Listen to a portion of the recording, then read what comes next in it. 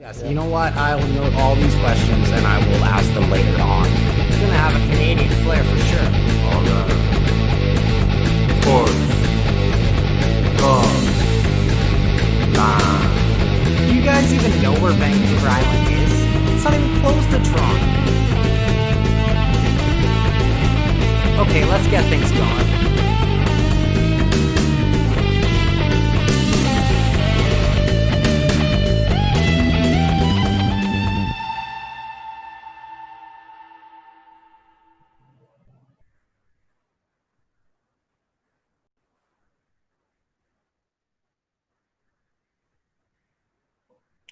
Hello and welcome to the Unnamed Sports Show here on the Sports Talkline Network. I am your host, Joshua Griffith, and there is a ton to get you caught up with this week. So NBA restart is happening. We got the MLS is back semifinals that happened Wednesday, August 5th, and today, August 6th. And oh yeah, there was a Canucks versus Wild game that just happened. So lots to get you caught up with. I'm going to chat also today with guitarist Matt Rose and Jeff Petrie from the Matinee about their band.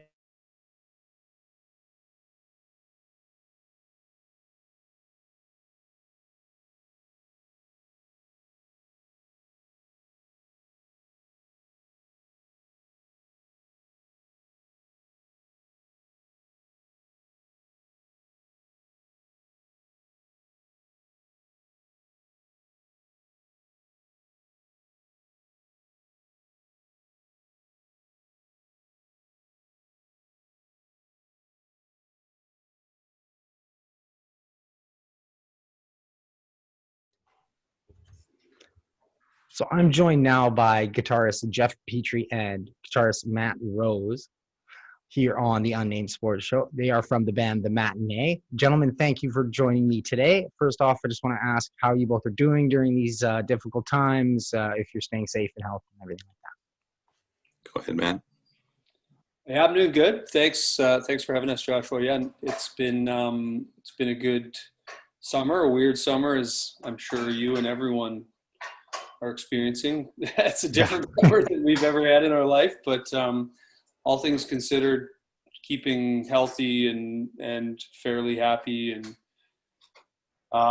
good in that sense. I mean, from the musical sense, the band perspective, it's been a real challenge because we were supposed to have a fairly busy summer in through fall, and everything we had booked for this year, we found out a while back as things were developing that everything we had planned was getting canceled, and not just canceled and postponed, but there's really there's no idea. No one has any idea, especially in this industry, the entertainment industry, when things are going to be remotely back to normal. But I mean, it's not just entertainment, it's a lot of people. So, but personally, I know Jeff has a newborn and I have two young girls, so it's been great to actually get a summer to spend with them in a family perspective, but tough in the business and the band and the music perspective for sure. Yeah, Absolutely. It's been good at my end, Joshua. Thanks for asking. Like, having a child, April 23rd, he was born. So in the middle of a pandemic, we were at women's hospital, and it was really quiet in there. So that was wonderful. And they were really good. What a great place to be and to go through all of that. But and then we've just been home like a lot. I was working from home for quite a bit, and then back to the office. And it's been, we're trying to make sure we plan enough things outside the house. Just, my poor wife, she's doing such a tremendous job, and she loves to change the scenery as often as we can sort of do it. So, we've had some distance hangs over at Matt and his wife Kate's place. We watched the game one. They put a TV out on their patio, and that was wonderful. Oh, nice. Yeah, things have been good. No interruption to work and income for me, and we're blessed. It's been fine. A lot of people have a lot of bigger challenges right now. So. Well, that's good to hear. So I want to get into some Canucks talking a little bit, but first off, I just want to talk a bit more about the band. So you guys kind of, you started in 2006, kind of 2007, where you formed it. You'd always been playing music together, and you really kicked things off in 2013 with your your album We Swore We'd See the Sunrise. So I just wanted to, if you guys could, talk about what was the idea behind the band and, kind of just how it got started a bit. I'll have to defer to Matt because he was one of the original two that got it started. I kind of barged my way in about a year later. So. Well, we all, the core group of guys in the band, we've all been friends before we were really in bands since back in high school, and even younger with some of us. But so through high school and coming out of high school, music was always a big part of all of our lives, and we were playing in groups together in our late teens, early 20s, some a little more successful than others, and some just for fun and yada, yada, yada. And we kind of reconnected 2006, 2007, like you said. Myself and the singer, two Matts, we connected and decided we wanted to try to write some stuff. And within a year, Jeff was involved, our drummer Pete was involved, and that became the start of the Matinee. I mean, we put out a couple of albums at the time that were done on shoestring budgets, done in friends' studios that were fine. We toured a bunch. We actually did well. We were doing everything ourselves independently, and we were making money. And but yeah, 2013 was when we kind of connected with a record label and had a bit of a, the business kind of took off a little bit more. And we've been grinding it out ever since, trying to make a living and but having a lot of fun along the way as because I think the friendship was always been there before the band, and so that's what keeps us going, and I think keeps us sane a lot of the time when we're trapped in a van together for weeks and weeks on end. So you guys were almost prepared for this quarantine, but now you're just with your families instead, which should be almost a nice change, like you were saying. Yeah, the accommodations are a little nicer when you're sleeping in your own bed every night. Gotta say, and I've been very careful about how I've said this to my wife, because obviously having a brand new kid is such a great adventure, and I love spending this time, like Matt said, at home and getting that, but not having shows on the horizon, not having, we know that our next trip is in a couple weeks and we're headed, off to Montreal, or at least as far as Saskatchewan, or headed south or anything like that. It's kind of tough not having that adventure to look forward to. Like when Matt likened it to a stag, like it's interesting because it is work. It feels like fun. And we're not as young as we were when we started. If we stay up all hours and, between Canadian markets that are big enough to sustain shows on, a Wednesday and a Thursday, you're often driving anywhere from, 6 to 10, 12 hours to get to the next gig. So it's not like you can stay up till 5 a.m. anymore and leave at 7 and try to get to, Thunder Bay by time for, load in and sound check. So, it is tough not having that adventure, because there's nothing like, okay, well, work, I'll be back in a few weeks, and off we go. And, you just put Vancouver in the rear view and head out on another adventure. And that, I think, is the adventure, and the friendship is like the biggest draws to us. And it is nice to get up on stage and have some people appreciate what you're doing from time to time. Sometimes it's a few, sometimes it's quite a few. So you mentioned, kind of shows on the road and things. And if I'm reading this correctly, you played a bunch of just crazy different places, from like high schools to like army bases to prisons, to the Squamish Valley Music Festival here recently. Like what has been your probably, I guess, most exciting place to play at? I'd say like, the big shows like Squamish, like, some of the bigger festivals we've been lucky enough to play across the country are exciting. And it's one aspect of it is the crowd size. I mean, like one show we played in Burlington a number of years ago, the Burlington Sound of Music Festival. And there's, we were on right before country artist Doc Walker at the time, and he was headlining. So the crowd was massive, and like you get up there and you can only sort of see as far as the lights are shining. You just assume, it's another, few thousand people. And the first song ended and the roar that came back from that crowd, you were kind of like, oh, holy cow. And then another aspect of it is who else is on the bill, like playing those live at Squamish, like getting to stand side stage while, like, you know, the Hip are playing or Childish Gambino is playing or something like that. And you're just kind of like, you know, these guys are walking off stage. Hey man, just like, it's like you belong there, and it's super fun. And then the other aspect to me, and I think Matt would agree, is like playing those hometown venues that are super special, like the Commodore or the Vogue, that, you know, you grew up going and seeing your favorite bands before they got big and all of that. So hard to pinpoint one for me. But it might be the first time we played the Commodore. For me, that was, it took me 2 songs just to catch my breath and remember to breathe. The Commodore is like, it's any musician from Vancouver, the Commodore is kind of that legendary band. I think actually of one of the ones you mentioned, one of the coolest was, for me, it was one of our first ever acoustic tours back in the late 2000s, was when we played in Cold Lake at the Air Force Base. So I'm joined now by guitarist Jeff Petrie and guitarist Matt Rose here on the Unnamed Sports Show. They are from the band The Matinee. Gentlemen, thank you for joining me today. First off, I just want to ask how you both are doing during these difficult times, if you're staying safe and healthy and everything like that. Go ahead, man. Yeah, I'm doing good. Thanks for having us, Joshua. Yeah, it's been a good summer, a weird summer, as I'm sure you and everyone are experiencing. It's a different summer than we've ever had in our life, but all things considered, keeping healthy and fairly happy and good in that sense. I mean, from the musical sense. Okay, ready to go.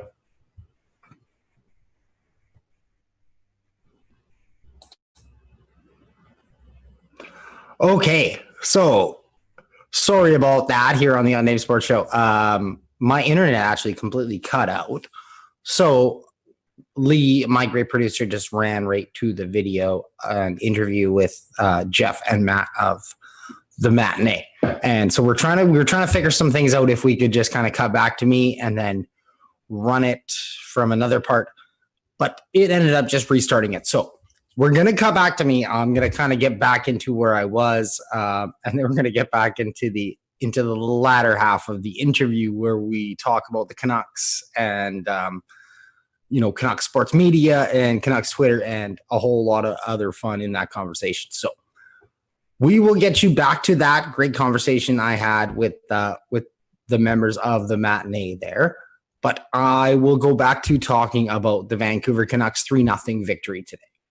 So they were able to hold off the Wild and take the 2-1 series lead. They have a chance to clinch things tomorrow night in a 7:45 p.m. Pacific time start, as they will go back-to-back here. Today was a great game. It started off really slow. It started off, I guess both teams were, trying not to make mistakes, which is understandable, as you don't really want to go down 2-1 in a series, especially when it's best of 3. And the first period, it dragged. There was a lot of whistles, a lot of icings, a lot of penalties. The whole game actually had a lot of penalties in it. 14 total, 7 for both teams there. 14 power plays. More penalties than that. And Tyler Myers, buddy.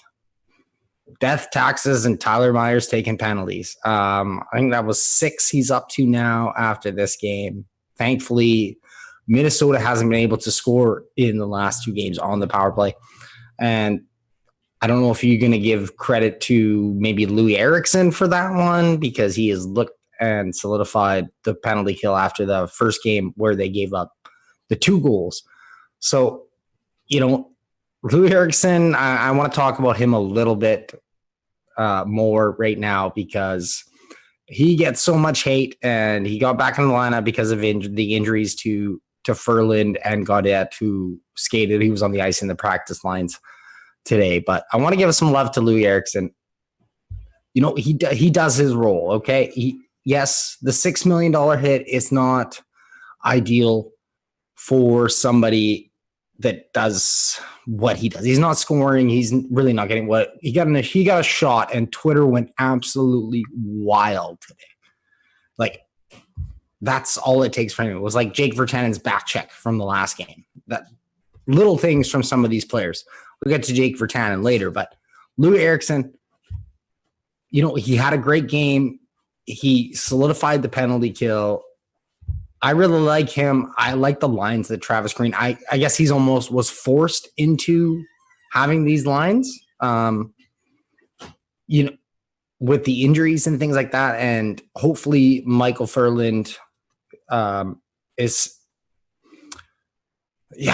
Furland had to leave the bubble. If anybody doesn't know, we don't know what the injury is. We can only speculate. And with his history for concussions and things like that, it's probably not the best. But you got to really hope for Michael Furland and just him in general, like his life in general. Like if he's done with hockey, then there's more important things. So get back into the game. Sorry, kind of spacing out, but this episode looks like it's going to be all over the place. So that's always fun for me and always fun for my producer, who's probably scrambling like crazy right now. So the Canucks 3-0 victory. Great goal by Brock Besser. A lot of hard work in front of the net on the power play.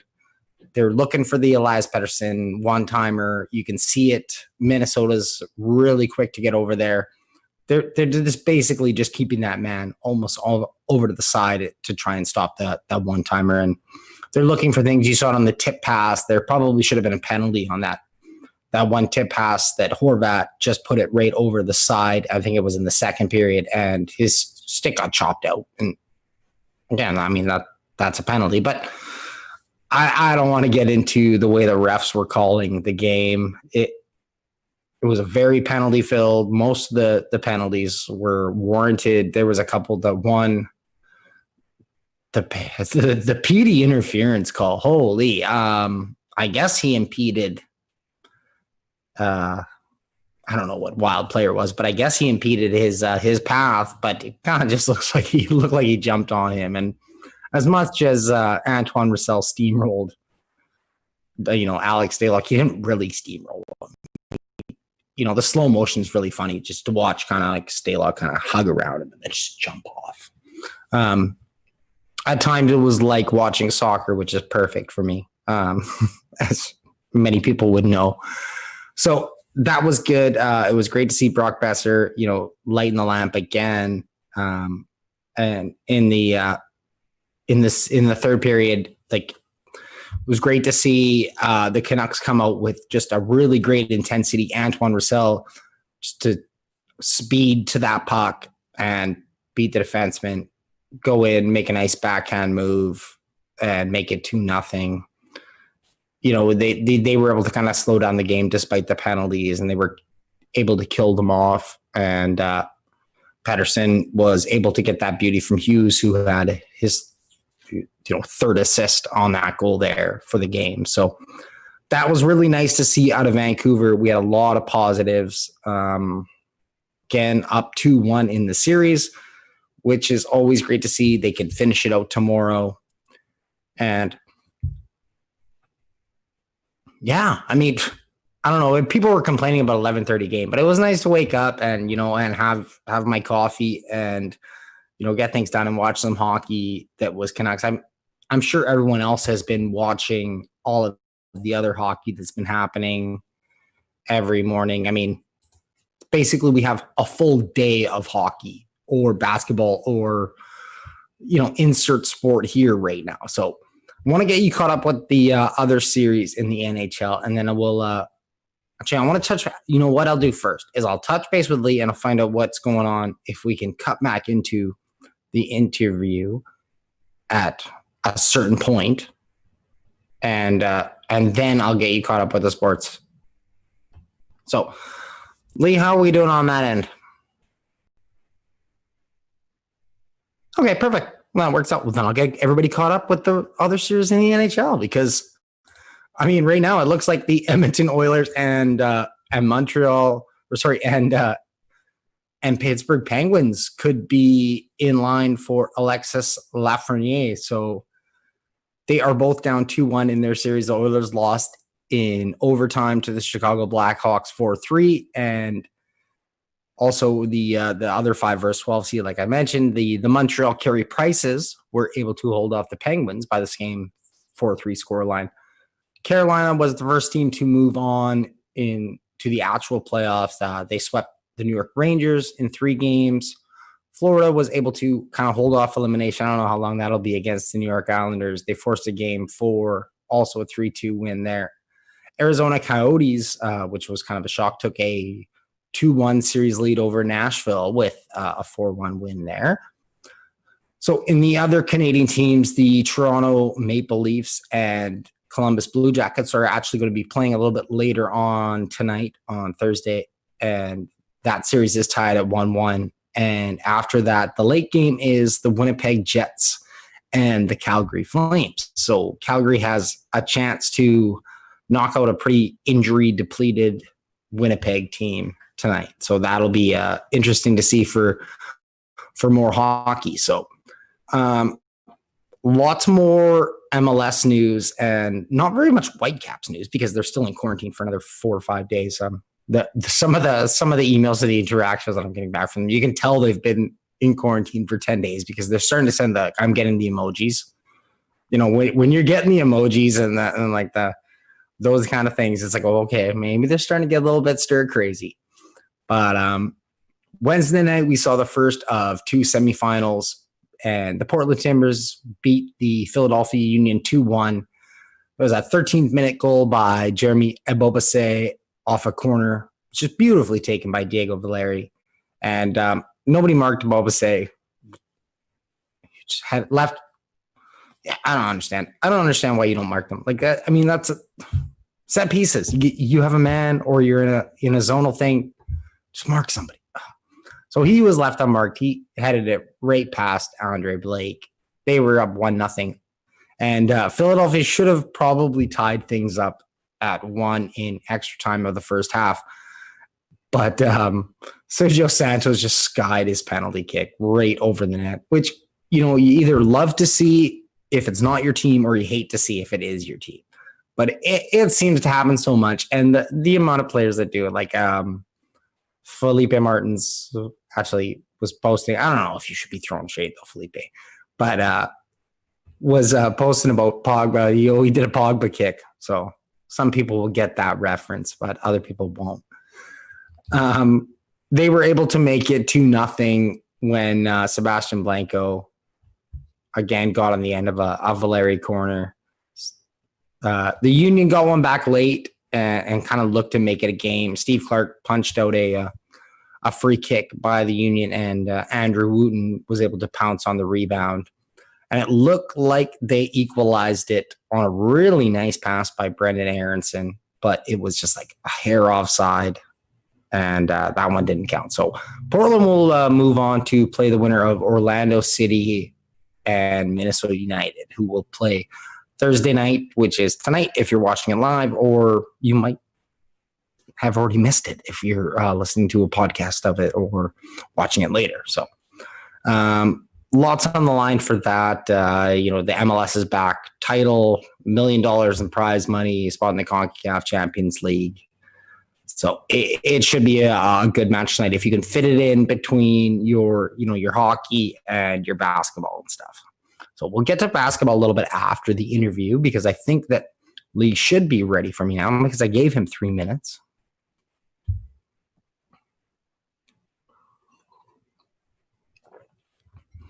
So I had a blast chatting with these guys last night, and Jeff predicted a shutout for Jacob Markstrom, but he predicted a 2-0 one, and he predicted a goal for the insurance line, which we didn't see. And he also predicted, which I knocked on wood, so thankfully it didn't happen, but he predicted an injury. And, Matt's prediction of the game wasn't as positive, and thankfully it didn't happen. But I had a blast chatting with these guys. We had to record it last night, which I like to do things live, even though I screw up and the internet blanks out. But I like to do it live. But sometimes, like I said, the guests just don't have time or they're busy people. you heard in the interview and kind of in the first half, they both have, families and stuff. And Jeff has a newborn kid that he, just said, I think April, he said in the pandemic that it was born. So, so it was really great to talk to these guys, just, about all their experiences, in the band side of things and, starting it up. It almost seems like most people who are big fans of like sports are big fans of music as well. I know I have a guitar that I don't play. It just kind of sits over in my bedroom. I'll pull it out every once in a while, but I really would like to have more time to play on that. And it just kind of seems like there's almost a shared interest in that. So it was really, again, like I said, it was nice to talk to these guys and, find out their passion behind getting their band going. They have kind of a 4 core members and they've gone through some other ones. And yeah, and then we had some, like I said, some great conversations about hockey. So that was good. And that's again there. Part So of it's part of the adventure, right? And I gotta you get buy to do another some of couple these of cool, crazy minutes. things that you otherwise probably wouldn't have a chance to do, right? Like the prison too, right? So Okay, so on the other side there, what's the sketchiest, or it might not even have been the prison because I would imagine there was some pretty good security. But what's the one of the places maybe you guys walked into are like, oh, maybe we shouldn't agree to do a gig here, and you don't have to name it, obviously. We don't want to throw any bad press at anybody. We don't need that, but I'm sure there's got to be one of those experiences for you guys. Well, it's funny. Like sometimes weather can be that factor. Mhm. It's an outdoor gig, and like I remember playing up at Kicking Horse Mountain is that Golden or Yeah, I think that's Oak, one of the two. And beautiful day. We drive up. We're setting up on this outdoor stage, and like over the ridge that we're facing just comes this like black wall of clouds and everything, and snow and rain and sleet falling on your pedal boards and blowing in from the side. Like we've played in minus 32, 33 in Whitehorse, but it's often those shows where people are most appreciative. They're out there freezing their butts off too, and they're just happy that there's something going on to break the monotony of the winter or whatever it is. Sketchy shows,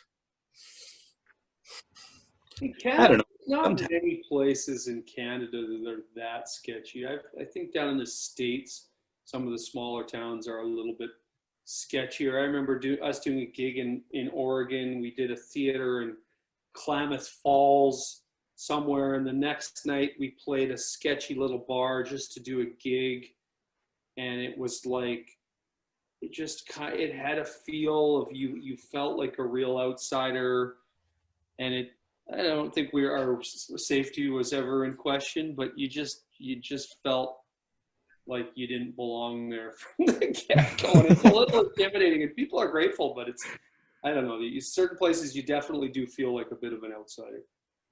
But you still got to play, right? That's the fun of it, right?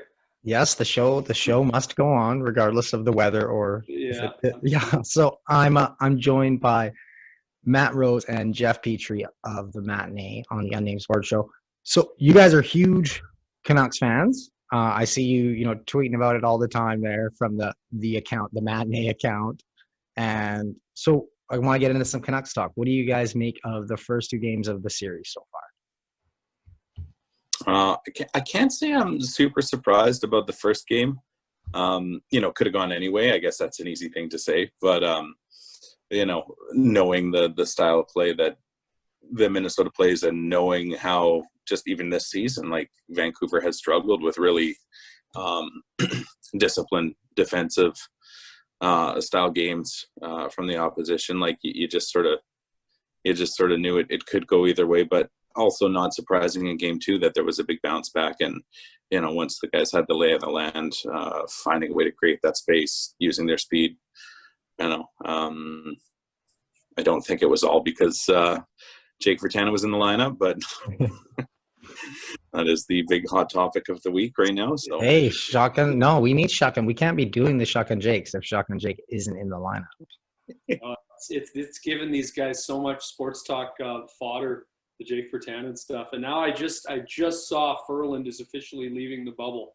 Yeah. I'm just tweeting about it. He's headed back to Vancouver, so that's not good. Yeah, I saw that. Yeah, that Rick Dollywall and Elliot Friedman had reported that he's just gone home. And that is a shame too, because, hopefully it's bigger than hockey, when you're having concussion issues. So hopefully that Michael Furland can get his health in order. Yeah, of course. And Rick Dollywall, by the way, he's the GOAT. Like, how Sportsnet let him go, and he is just seamlessly fits into everything he does on 1040. Whether he's co-hosting, if Donnie or the Moj is gone, or any of his bits, or pregame, postgame, like, I love Dollywall. I love everything he brings to that station, and he backs it up. We did an interview with Sakaris for like a little Q&A thing we were doing, and we asked him, like, how does Dollywall get these scoops? Like, he always seems to know. Like, I even remember there was a Botchford quote from a couple of years ago where he said anytime he thought he'd broken a story, Dollywall had always beat him to the punch. Like, he always was the first. And Matt told us, he's like, yeah, Dollywall has been working. His specialty is the agents, which he talks about openly, and he's been working those relationships for so long. And I love everything that he brings to the Canadian, like, to the Vancouver sports radio and sports talk scene. I think he's a legend, and I love hearing him on 1040. Yeah, agreed. Yeah, Rick is an absolute beauty. I was lucky enough to have him on an episode of my show. Nice. And yes, and he actually ended up dropping. So I was listening back to it, and he ended up dropping. I was like, wait, Rick just said so-and-so signed in the KHL. So I tweeted it out, and then Rick right away messaged me. He's like, Josh, can you take that down? I didn't mean to say that. The agent's going to get really mad at me. Oh, wow. I was like, yep, sorry, Rick, sorry. Yeah, you could have been that ruined your source. Yeah, I don't know, Rick. Yeah, That's but the number one rule. Rick's been great. He's actually been a really huge help for me. So, Rick, thank you again. Hopefully, I don't bother you too much with my messages and texts all the time. So that's a good thing about this, like, the community is, like, it seems like people are really. Sorry, did I cut out there for a sec? No, it seems no like people are really supportive on the media side. Like, I know that. There's like the media side, and then there's kind of the pseudo media side, and there's a lot of people that are trying to score points off each other and stuff like that. But like the real true people, like they're all class, and they know who they are. Yeah. Right. Oh yeah, no, 100%. I know who you're talking about. There's a definite group of some good people, and then you hear it, and they take care of. And shout out to, they don't care what networks or whatever affiliates they work for. They're quite happy to give somebody praise or say how good Dan Murphy's doing on TSN or how good so and so is doing on Sportsnet. So it's really great to see in this market. And it's very uplifting to see the amount of people that just kind of want to take action and be like, hey, I like the Canucks. I'm gonna do a blog. I'm gonna start a thing, start a podcast. Maybe people want to hear me. Which is just great, because some of the stuff that I've heard is just awesome, and like the different takes that we get is pretty neat. The community is almost as entertaining as the Canucks. Yeah. Yep. It's fun to get everyone's take on everything. It's great. It's a great bathroom reading material. Absolutely. Mm-hmm. And I definitely follow some of the other like NHL franchises and stuff like this, and the fan bases do not get into as much of an uproar over nothing. Like maybe one or two does. Obviously the Leafs and you got the Habs media, and their fans get pretty crazy. But someone like, they don't care what their director of amateur scouting did. Yeah, exactly. Yeah. They're like, what? That storyline has fallen between the cracks. Like, I haven't heard a Judd Brackett reference so far in game 1 or 2. Like, maybe I missed it. I thought that was going to be like the underlying story for everyone. Oh, I like that. You know what? Now you know what I can do, because we're pre-recording this one for my show tomorrow, is I can just mention Judd Brackett and we talked Judd Brackett. Stay tuned for some really juicy Judd Brackett talk. I wish I had some Judd Brackett gossip for you, but I don't. So, you know what? I don't have any for you guys either. And that's kind of my job. So it's so interesting to hear, like, the stuff that comes out after the fact, after all that stuff, like, was was this pick something that, you know, Lyndon put his foot down about, and part of that was the power struggle that led to his sort of, I won't say demise, but not being there anymore. You know, whose call was it ultimately? Because it seemed like between Lyndon Benning and Brackett, there was definitely a lot of posturing and a lot of power struggle between who was making those calls. Because I guess Benning's the point of pride for him, having been a former scout and a good one. But, you know, it's also interesting to see our great organization not always acting like the most professional organization out there, internally anyway. But that all starts at the top, right? And I mean, I have no clue anything about the Aquilinis, but I mean, there's dysfunction at the top with how they're running So tight. Well, and you want to talk about crazy, like, you know, whether you think it was the right or wrong to let Judd Brackett walk, or, you know, not make him an offer that would keep him around. Why is Lawrence Gilman not still with this organization? You want to solve the problems that plague this organization. He was basically the answer for all of that, and he was there. Yeah, I wonder why we don't hear as much about Lawrence Gilman as we do about everybody else. Because I'm like, do you guys see what he's doing with the Leafs? Exactly. And why is Ray Ferraro not a general manager in this league? he's the best insider of all of them. I think that might be a question for Ray. I'll have to maybe try and find out if Ray. I don't think he wants to be a general. I've heard him say in their interviews that he's had those like introductory discussions. I think it would probably have to be the right fit for him, but I could listen to him talk hockey till the cows come home, and I don't know. A lot of ego there, but he could make it work somewhere. Oh yeah, and he's got a demeanor about him. Just the way he comes off, and he's like, "That's it, I'm done." Okay, the interview's over. It's like what? Yeah. And he'll just do it like midpoint too, and he'll hang you on something. Like, what? Damn it, Ray! Now I gotta wait and see. Him and Botchford, when they would ever butt heads, was the best radio ever. I used to love that stuff for sure. Yeah, Botchford was an absolute beauty on the radio, and definitely miss him in the Vancouver Airways and all of his stuff on the Athletic and Canucks Army before he was doing it. So rest in peace, Botch, on that one there. We were very fortunate and humbled that we got. I don't know, maybe you might have even been there at his not memorial, but at kind of the tribute night they had organized for him at the Commodore. We were asked to play a few songs for, you know, just as part of the evening's events, and they had a couple sit-down chats, and a bunch of the big wigs in hockey broadcasting and radio, and some players were there, and it was a really, really special night. Really cool to be involved in that, in memory, you know, his memory and what he's done for the community. It was a pretty cool event. Yeah, I wasn't able to make that one, unfortunately, but I heard very, very great things about it. So yeah, well, and that legacy continues. Like when we talked earlier about that, you know, supportive kind of vibe. Like you can't say it was him alone, but like he was a huge galvanizing force in building that community. He was building an army, right? Yeah. And so much of that spirit still goes, and like it's just so cool to see everybody still carrying that torch and carrying it, you know, with him as the banner, you know, of that whole thing. Like it's just cool. He's the reason I subscribed to the Athletic, and you know, and of course then that really introduced me more to like Harmon and Drance and all these, you know, amazing journalists. I mean, not everybody is summa cum laude from you know, from their university in Ontario, and we I don't think it's a secret. We're big fans of Sakaris and Price as well. Those are guys that have really, you know, become friends. You know, we'll hang. They'll come hang backstage at shows at big festivals and stuff, and we always have a good time with those guys.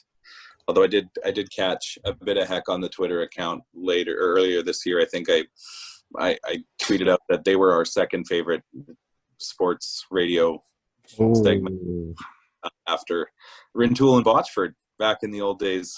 Yeah, with DeBron. That's your opinion. You're speaking on behalf of you, because I liked DeBron. I liked Hobo or Phobo. Like that was epic radio, but I don't know that they were I felt they were the best. I don't know.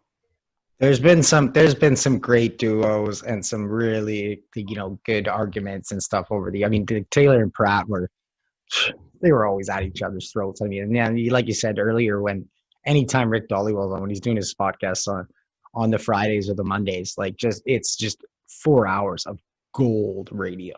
Yeah. Mhm. And I got all the time in the world for Donnie and the Mojin. I know it's like it's cheeseball and it's laughing all the time, and sports is like seconds to the jargon, but I love it. Taylor is, and if you probably, Joshua, you're probably, I don't know how old you are if you grew up here, but we're like that sports age or sports page generation where grew up, and Don and those guys, Shorty and Yes. those Of were course. like the guys we grew up watching, who are our sports guys who are telling us everything about sports. Like Don's a legend to me. Like I will listen to him as long as he's on. I will never feel that he's too antiquated or old for radio or for broadcasting for the Canucks. I got all the time in the world for Taylor. I am 32, so I know where Mom keeps the peanut butter top shelf. Yeah. Yep. You're right, Happy, and you're left Boolin. Yeah. Yes, sir. Okay, so don't have much more time, so I'm with, like I said, Jeff Petrie and Matt Rose of the Matinee. Thanks again for joining me, guys. I want to get back into a little bit more of the music side of it, because I know we got a lot of stuff. Excuse me, a lot of great stuff that we got to expect from you guys in the future. Yeah, we're yeah, totally. No, it's interesting, like having to switch up your approach to being creative and putting music together. Like we're very like very frequently we will get together and we'll get out of town, whether we head over to one of the Gulf Islands and rent a cabin and hole up for a week and just drink way too much coffee till noon and way too much beer afternoon and just try to collaborate as much as we can. Or we've gone on just trips for inspiration. We went down the West Coast, down basically to Southern Oregon, Northern California last year. We took a guitar or two, but like more with the intent of like, let's go experience some stuff together. Let's get some imagery. Let's get some, our singer Matt is awesome for kind of documenting stuff, writing down every street name that looked cool, or, just little epithets of our adventures. And these days it's like, well, our rehearsal space isn't really big enough to accommodate all of us and be 6 feet apart, and we still haven't quite figured out the technology and latency and everything to jam with a Zoom call or whatever. So we're working a little more individually. Like I'll put an idea together with a progression and some lyrics and send it over to the rest of the guys and see who's interested, who wants to make some suggestions. So it's a different process for us this time, but we are well on our way to we got some grant money this year from Creative BC, which is just one of a bunch of great outlets who support the arts. And so pressure's on. The onus is on us to get some music going, but we've got some dates booked for demoing, and we've got some what I think are some pretty cool ideas that are getting built out into songs. And yeah, we're learning to be a little less precious about it these days.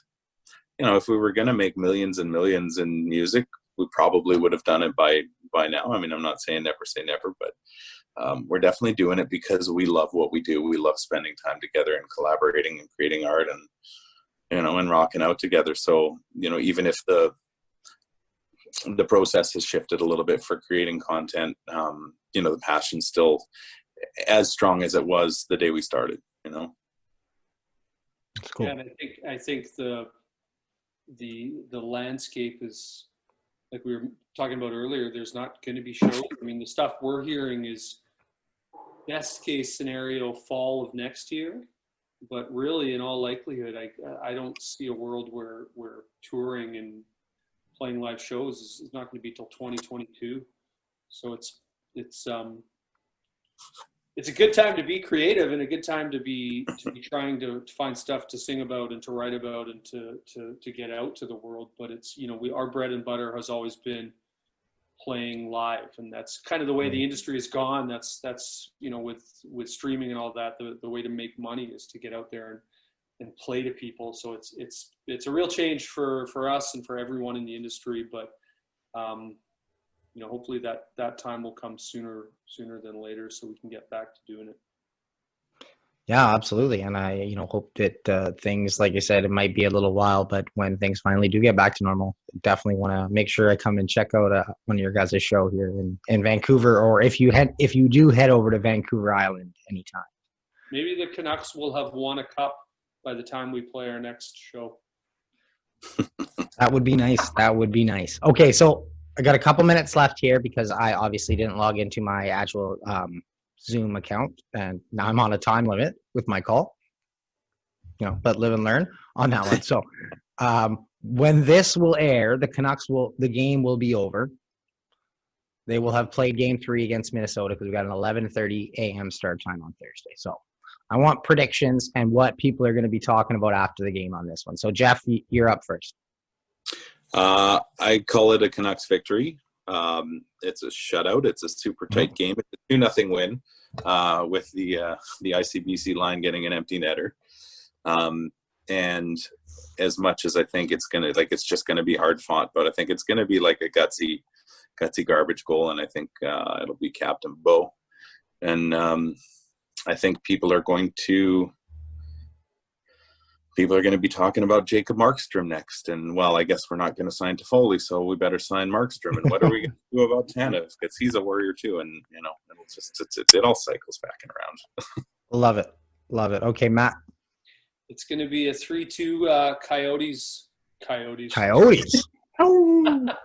They're still in it. I know they are. Otherwise, a 3-2 loss for the Canucks against the Wild in overtime.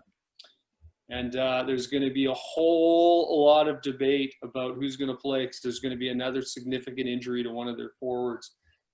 And they're going to be talking about whether McEwen is going to play his first game on Friday for Game 4, and there's going to be a whole lot of controversy because it's going to be do or die on Friday night.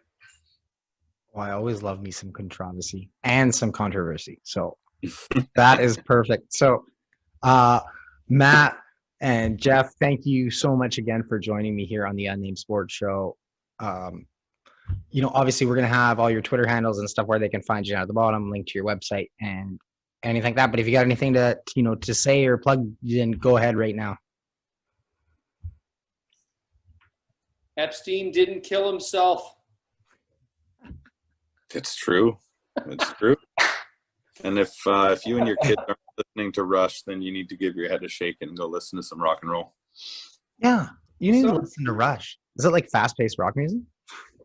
It's like prog rock. It's actually super nerdy. My wife hates that I talk about it, and they're not even my favorite band. I just talk about it to get her stuff. So there's a lot of different paces in Rush music. Yeah, all the songs. What is that movie? I Love You, Man, where they have it. You want some Neil Peart all up in you? And she's like, no, that doesn't sound good. That's a Sakaris band, eh? Sakaris loves Rush. Oh, yeah. That's a good one. Well, thank you again, guys, for joining me, and have yourself a great day. So, cheers. Thanks for having us. Always a privilege to talk about stuff we're passionate about. Hockey and music are right at the top of the list. So thank you, and man, keep up the great work, and good luck with the Unnamed podcast. It's been awesome so far. Cheers, guys. Thank you as well.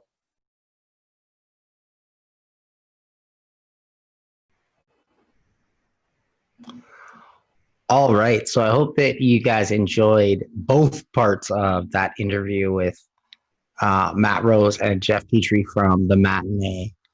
It was really great talking to them. I had a lot of fun with it. And thankfully, hopefully, I can have them on the show again, because they said that anytime, that I want to talk Canucks hockey or anything like that, they'd be willing to do it. So thanks again, guys.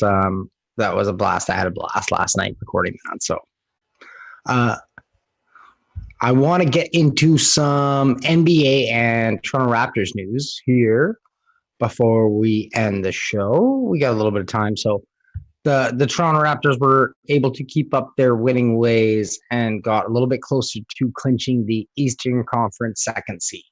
They beat Orlando 109-99 on Wednesday. And the only thing that stopped them from clinching that second seed was just a gigantic win by the Boston Celtics, 149-115 over the Nets. I didn't quite see the highlights for that game, but we're seeing some really high scoring games in the NBA bubble. Like we have some finals from today. The Milwaukee Bucks beat the Miami Heat 130-116. Defeat the surprising Phoenix Suns. Beat the Indiana Pacers, who look to be kind of on a tear in the East there, and we're moving up almost, I guess, getting close to Boston in the third seed, but they lost 114-99 to the Suns today. So we got a game tipping off right now. I'm watching it. I got it on my TV. We got the Clippers and Mavericks. Kawhi Leonard, Luka Doncic. That's, if you're wondering why I'm straining, because my TV is not directly straight behind my computer. Again, I have to figure out a better setup, and I have to figure out my internet, apparently, because that failed me hard today. Again, thank you, Lee, on the producer's end, who's always quick with the videos and stuff like that. So he was able to bail me out on that half. Not only do we have that game, we got a couple more basketball games coming tonight. The Portland Trail Blazers, Denver Nuggets goes at 5 p.m. Pacific time, and then Lakers Rockets tips off at 6. So we also have, like I mentioned, that other MLS semifinal game, which gets going in just over an hour here, between Orlando City and Minnesota.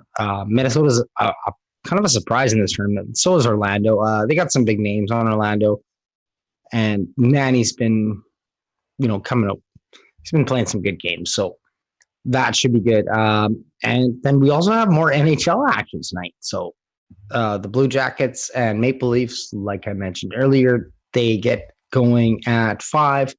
And then we have a all Canadian Flames and Winnipeg Jets matchup that gets going at 7:30. So the Flames can take care of Winnipeg, who are pretty depleted. I don't know. They might be getting some players back in their lineup tonight, but who knows on that one. So they're a little bit better than the Canucks at revealing lineups, thankfully. Didn't really even touch on Major League Baseball. That's getting back underway. The Blue Jays won yesterday, 2-1. And Nate Pearson, I believe, pitches today when they go against the Braves. So that'll be good. I think that's the end of the 3-game series there. So the rubber match after the Blue Jays were just clobbered in the opener 10-1. But that's kind of expected after they had a 4 or 5 day layoff. And as of the COVID situation in baseball, it looks like the Marlins and everyone else is going to get back going, playing baseball. So wake up call, I hope, to all the teams and all the players that, you're not in the bubble. So it's on you guys. And, you really have to think about if you want to actually finish the baseball season or if you want to go get wings at a strip club. Well, that was a basketball player. Apparently those wings were really, really good. I don't know. Strip club food, not for me. So that kind of brings me to the end of the 14th episode of the Unnamed Sports Show here on the Sports Talk Line Network. I want to apologize to my guests from the Matinee, Matt and Jeff, just for the interview being kind of split up and it being a little sporadic, the episode. I like to keep things, that time frame wise, because it helps not only me, but it helps, like I've mentioned, my great producer Lee, who would rather have the notes and all that stuff and not have to work on the fly and be like, Josh, come on, what's going on? I played this while you're reconnecting. Yeah, my internet's out. So hope you'll join me next week. It is my birthday on August 13th, but it will be my 15th episode. So I'm really excited for that show because I think I have some great guests lined up, and you'll have to just wait and see until then. But in the meantime, make sure to like the page, like the video, subscribe to Sports Talk Line's YouTube channel. We're almost at 20,000 subscribers. So we'll get there eventually. And make sure to follow me on Twitter at Joshua Griffith0. Make sure to check out the Sports Talk Line website. Make sure to check out all our other shows. No More Sports, Saved by the Bellerin, all that. Subscribe to our Patreon. Am I forgetting anything? Sports Talk Line, where we talk sports 24/7, 365. Stephen Vanover, shout out to him. And then, of course, my lovely catchphrase at the end. Make sure to love sports, all sports. Okay, so don't just stop at one. Don't stop at hockey. Just branch out.